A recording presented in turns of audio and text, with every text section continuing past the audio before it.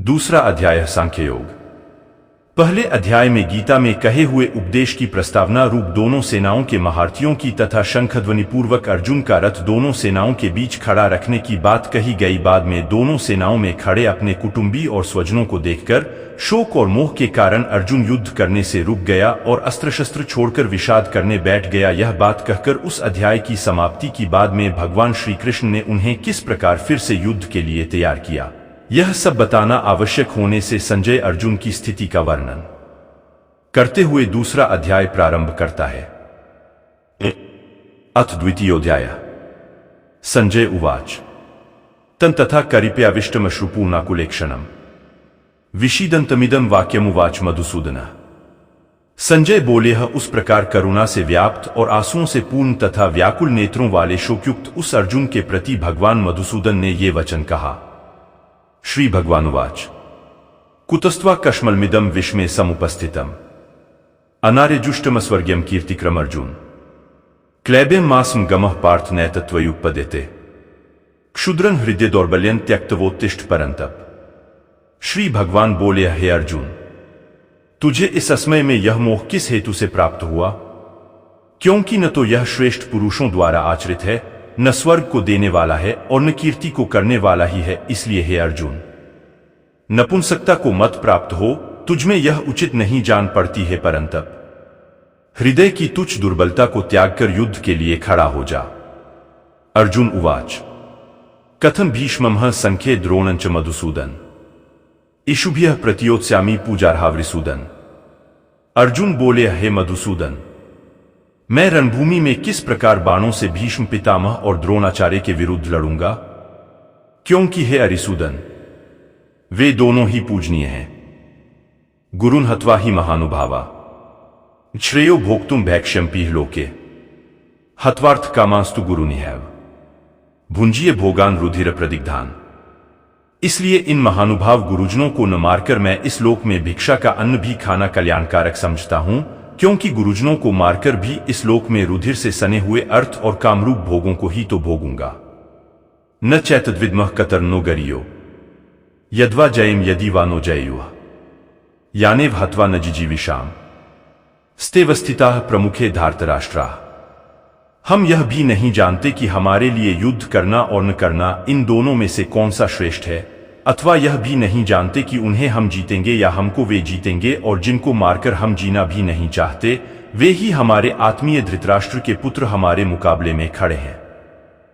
कार्पण दोषोपहत स्वभावः पृच्छामि त्वां धर्मसमूर्चेता यच्छ्रेयः स्यान्निश्चितं ब्रूहि तन्मे शिष्यस्तेहं शाधि मा त्वां प्रपन्नम।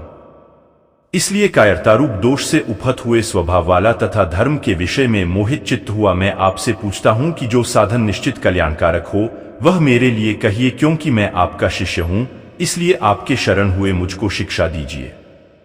नहीं प्रपश्यामि ममाप्नुद्या द्यच्छोकमुच्छोषणमिन्द्रियाणाम अवाप्य भूमावस्पत्नम रिद्धन राजन सुराणाम पीचाधिपत्यम। क्योंकि भूमि में निष्कंटक धनधान्य संपन्न राज्य को और देवताओं के स्वामीपने को प्राप्त होकर भी मैं उस उपाय को नहीं देखता हूं जो मेरी इंद्रियों को सुखाने वाले शोक को दूर कर सके। संजय उवाच एव मुक्त्वा हृषिकेशं गुडाकेशः परन्तप न योत्स्य इति गोविंद मुक्त्वा तूष्णी बभूवा। संजय बोले, हे राजन, निद्रा को जीतने वाले अर्जुन अंतर्यामी श्री कृष्ण महाराज के प्रति इस प्रकार कहकर फिर श्री गोविंद भगवान से युद्ध नहीं करूंगा यह स्पष्ट कहकर चुप हो गए। तमुवाच ऋषिकेशः प्रसन्निव भारत सेन्योरुभयोर्मध्ये विषीदन्तमिदं वचः। हे भरतवंशी धृतराष्ट्र, अंतर्यामी श्री कृष्ण महाराज ने दोनों सेनाओं के बीच में शोक करते हुए उस अर्जुन को हंसते हुए से यह वचन बोले। श्री भगवानुवाच अशोचानन वशोचस्त्वं प्रज्ञावादांश्च भाष्ये गतासुंश्च नानुशोचन्ति पंडिताः। श्री भगवान बोले, हे अर्जुन, तू न शोक करने योग्य मनुष्यों के लिए शोक करता है और पंडितों के जैसे वचनों को कहता है, परंतु जिनके प्राण चले गए हैं उनके लिए और जिनके प्राण नहीं गए हैं उनके लिए भी पंडितजन शोक नहीं करते। न त्वेवाहं जातु नासन नत्वन्ने में जनाधिपा न चैव न भविष्यामः सर्वे वयमतः परम। न तो ऐसा ही है कि मैं किसी काल में नहीं था, तू नहीं था, अथवा ये राजा लोग नहीं थे, और न ऐसा ही है कि इससे आगे हम सब नहीं रहेंगे। देहिनोस्मिन्यथा देहे कौमारन यवनन जरा तथा देहांतर प्राप्तिर्धीरस्तत्र न मुहति। जैसे जीवात्मा की इस देह में बालकपन, जवानी और वृद्धावस्था होती है, वैसे ही अन्य शरीर की प्राप्ति होती है, उस विषय में धीर पुरुष मोहित नहीं होता। मात्रा स्पर्शास्तु कौन्तेय शीतोष्ण सुख दुःखदा आगमापाइनो नित्यास्तांस्तितिक्षस्व भारत। हे कुंती पुत्र, सर्दी गर्मी और सुख दुख देने वाले इंद्रिय और विषयों के संयोग तो उत्पत्ति विनाशील और अनित्य हैं, इसलिए हे भारत, उसको तू सहन कर। यन ही न व्यत्यंतेते पुरुषन पुरुषशब समदुःख सुखन धीरन सोमृतत्वाय कल्पते। क्योंकि हे पुरुष श्रेष्ठ, दुख सुख को समान समझने वाले जिस धीर पुरुष को ये इंद्रिय और विषयों के संयोग व्याकुल नहीं करते, वह मोक्ष के योग्य होता है। नास्तु विदेते भावो नाभावो विदेते सतः उभयोर्पि दरिष्टोन्तस्त्वन्योस्तत्वदर्शिभे। असत वस्तु की सत्ता नहीं है और सत का अभाव नहीं है, इस प्रकार तत्वज्ञानी पुरुषों द्वारा इन दोनों का ही तत्व देखा गया है। अविनाशी तु तद्विद्धि येन सर्वमिदं ततम् विनाशम वैस्यास्य न कश्चित कर्तुमर्हति। नाशरहित तो तू उसको जान जिससे यह संपूर्ण जगत दृश्यवर्ग व्याप्त है, इस अविनाशी का विनाश करने में भी कोई समर्थ नहीं है। अंतवंत इमे देहा नित्यस्योक्ताः शरीरिणः अनाशिनो प्रमेय से तस्माद्युध्यस्व भारत। इस नाशरहित, अप्रमेय, नित्य स्वरूप जीवात्मा के ये सब शरीर नाशवान कहे गए हैं, इसलिए हे भरतवंशी अर्जुन, तू युद्ध कर। ये एनम वेत्ति हंतारन यश्चैनम मन्यते हतम उभो तो न विजानीतो नायन हंति न हन्यते। जो उस आत्मा को मारने वाला समझता है तथा जो इसको मरा मानता है, वे दोनों ही नहीं जानते, क्योंकि यह आत्मा वास्तव में न तो किसी को मारता है और न किसी के द्वारा मारा जाता है। न जायते म्रियते वा कदाचि न नायम भूत्वा भविता वा न भूयः अजो नित्यः शाश्वतोऽयं पुराणो न हन्यते हन्यमाने शरीरे। यह आत्मा किसी काल में भी न तो जन्मता है और न मरता ही है, तथा न यह उत्पन्न होकर फिर होने वाला ही है, क्योंकि यह अजन्मा, नित्य, सनातन और पुरातन है। शरीर के मारे जाने पर भी यह नहीं मारा जाता है। वेदाविनाशिनं नित्यं य एनं जमव्ययम् कथं स पुरुषः पार्थ कं घातेति हन्ति कम्। हे पृथापुत्र अर्जुन, जो पुरुष इस आत्मा को नाशरहित, नित्य, अजन्मा और अव्यय जानता है, वह पुरुष कैसे किसको मरवाता है और कैसे किसको मारता है। वासांसी जीवनानि यथा विहाय नवानि गृह्णाति नरो प्राणी तथा शरीराणि विहाय जीवना न्यन्यानि संयाति नवानि देहि। जैसे मनुष्य पुराने वस्त्रों को त्याग कर दूसरे नए वस्त्रों को ग्रहण करता है, वैसे ही जीवात्मा पुराने शरीरों को त्याग कर दूसरे नए शरीरों को प्राप्त होता है। नैनन छिदंती शस्त्राणि नैनन दहती पावकः न चैनन क्लेयंत्यापो न शोषिति मारुतः। इस आत्मा को शस्त्र काट नहीं सकते, इसको आग जला नहीं सकती, इसको जल गला नहीं सकता और वायु सुखा नहीं सकती। अच्छेद्योयमदाह्योयमक्लेद्यो शोष्य एव च नित्यः सर्वगतः स्थाणुर्चलोयं सनातनः। क्योंकि यह आत्मा अच्छेद्य है, यह आत्मा अदाह्या, अक्लेद्य और निःसंदेह अशोष्य है, तथा यह आत्मा नित्य, सर्वव्यापी, अचल स्थिर रहने वाला और सनातन है। अव्यक्तोयम चिंत्योयम विकार्योयम उच्यते तस्मादेवं विदित्वैनम नानुशोचितुमर्हसि। यह आत्मा अव्यक्त है, यह आत्मा अचिंत्य है और यह आत्मा विकार रहित कहा जाता है। इससे हे अर्जुन, इस आत्मा को उपर्युक्त प्रकार से जानकर तू शोक करने के योग्य नहीं है, अर्थात तुझे शोक करना उचित नहीं है। अथ चैनन नित्यजातम नित्यम वा मन्यसे मृतम तथापि त्वं महाबाहो नैवं शोचितुमर्हसि। किंतु यदि तू इस आत्मा को सदा जन्मने वाला तथा सदा मरने वाला मानता है, तो भी हे महाबाहो, तू इस प्रकार शोक करने को योग्य नहीं है।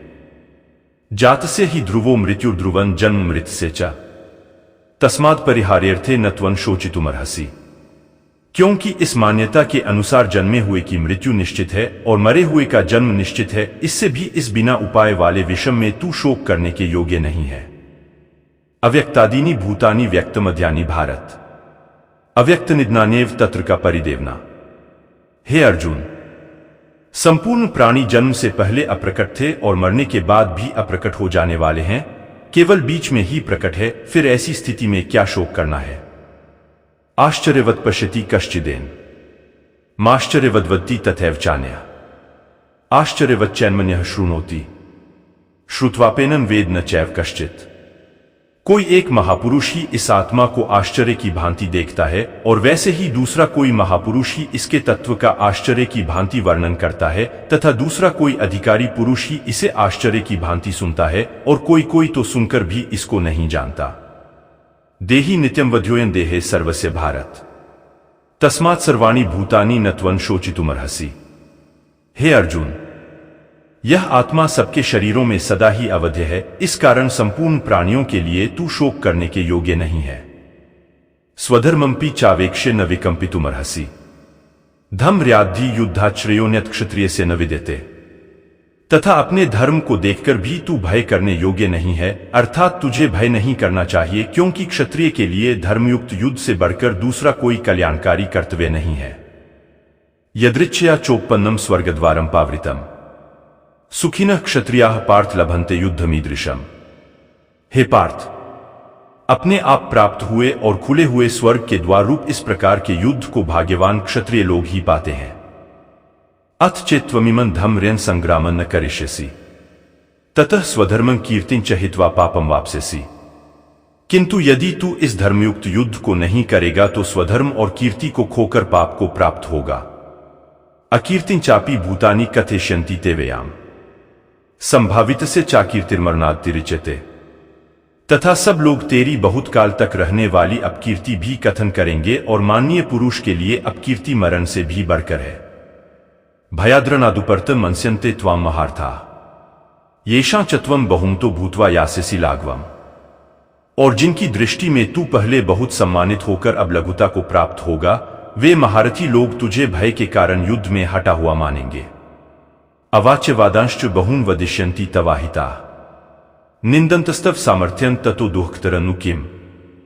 तेरे वैरी लोग तेरे सामर्थ्य की निंदा करते हुए तुझे बहुत से न कहने योग्य वचन भी कहेंगे, उससे अधिक दुहक और क्या होगा। हतो व प्राप्स्यसि स्वर्गं जित्वा वा भोक्ष्यसे महीम् तस्मादुत्तिष्ठ कौन्तेय युद्धाय कृत निश्चयः।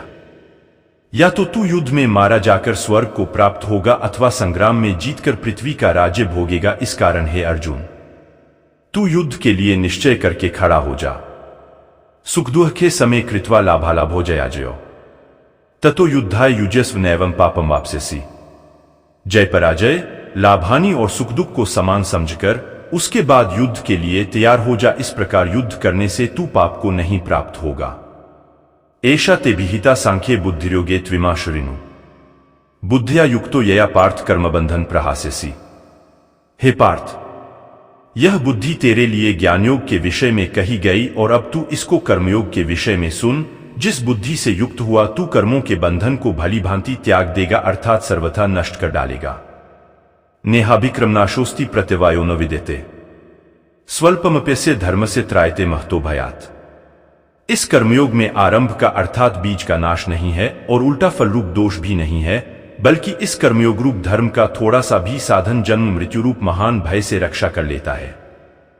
व्यवसायात्मिका बुद्धिरेके कुरुनंदन बहुशाखा हेनंताष्ट बुद्धियो व्यवसायिनाम। हे अर्जुन, इस कर्मयोग में निश्चयात्मिका बुद्धि एक ही होती है, किंतु अस्थिर विचार वाले विवेकहीन सकाम मनुष्यों की बुद्धियां निश्चय ही बहुत भेदों वाली और अनंत होती हैं।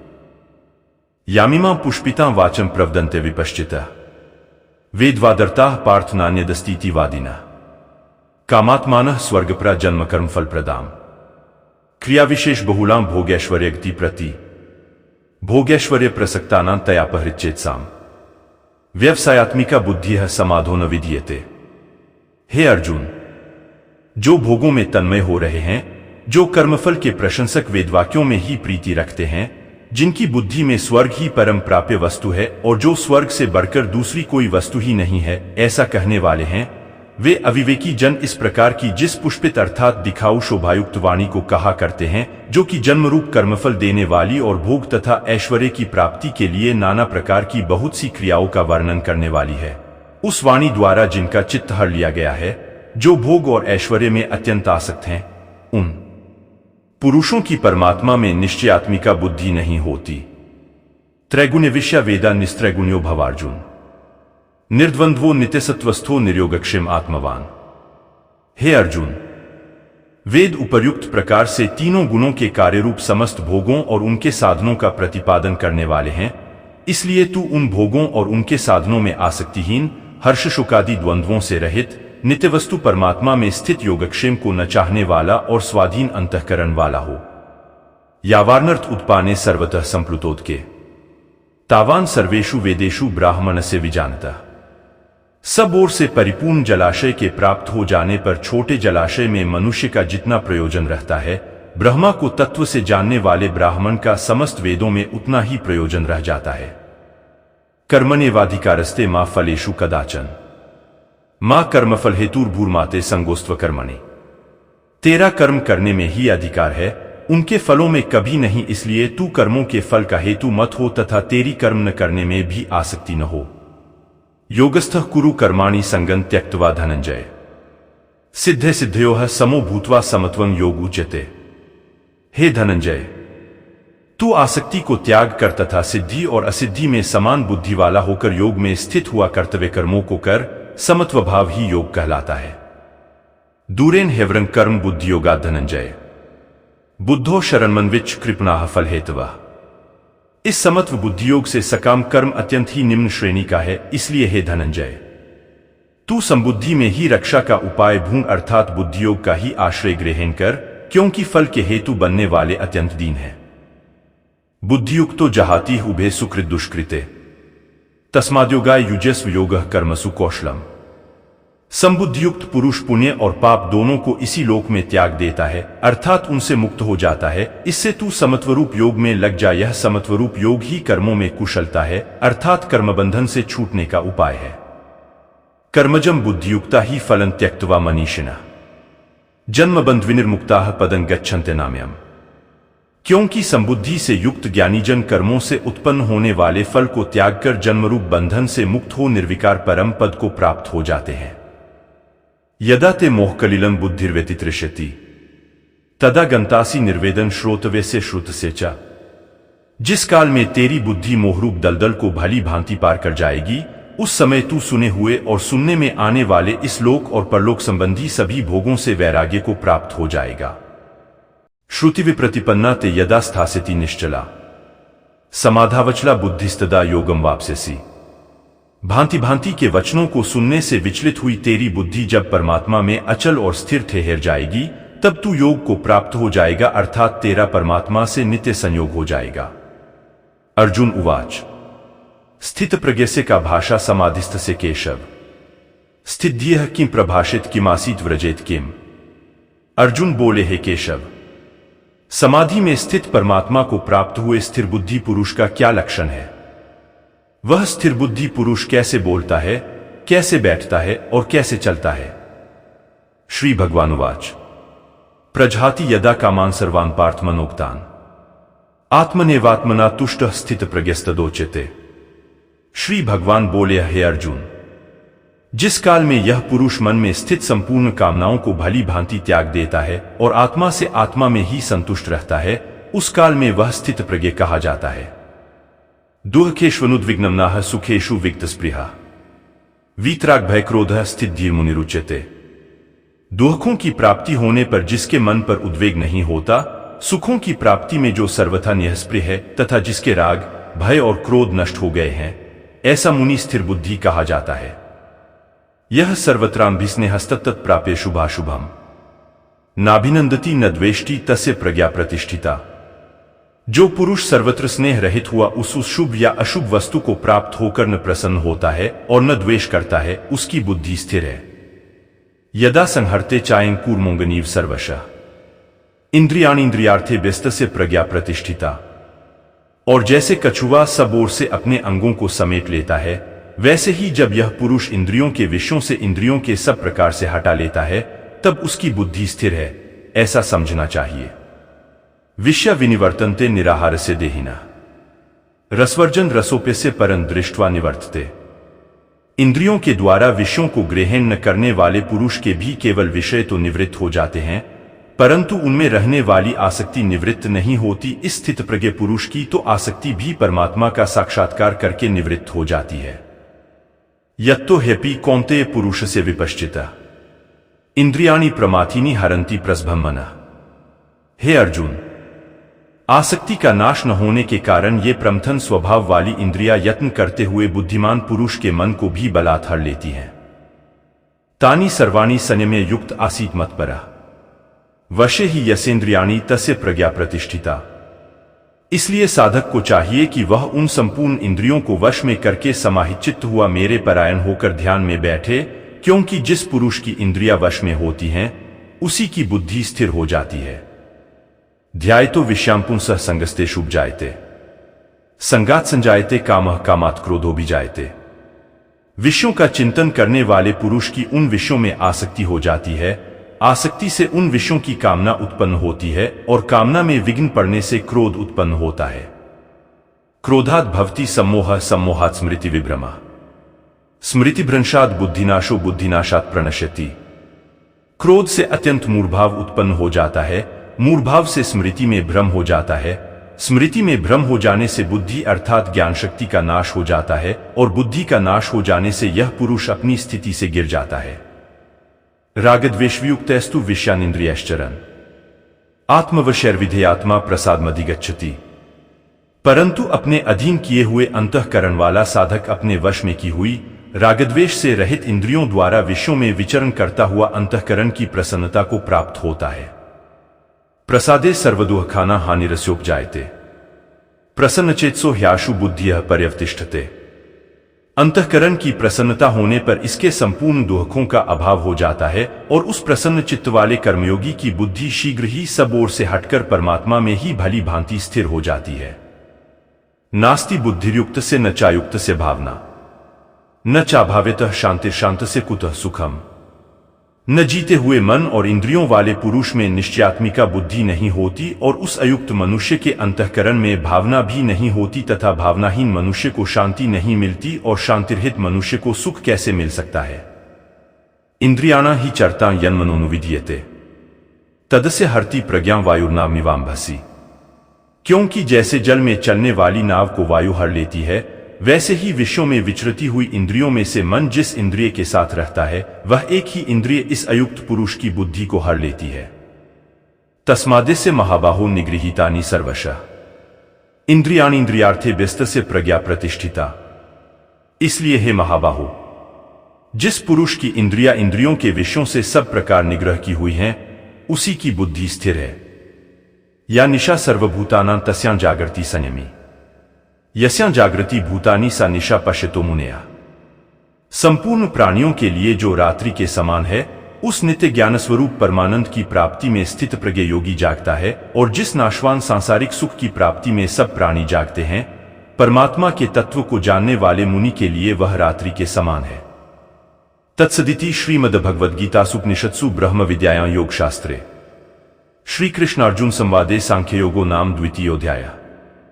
इस प्रकार उपनिषद, ब्रह्म विद्या तथा योग शास्त्र रूप श्रीमद् भगवद गीता के श्री कृष्णार्जुन संवाद में सांख्य योग नामक द्वितीय अध्याय संपूर्ण हुआ।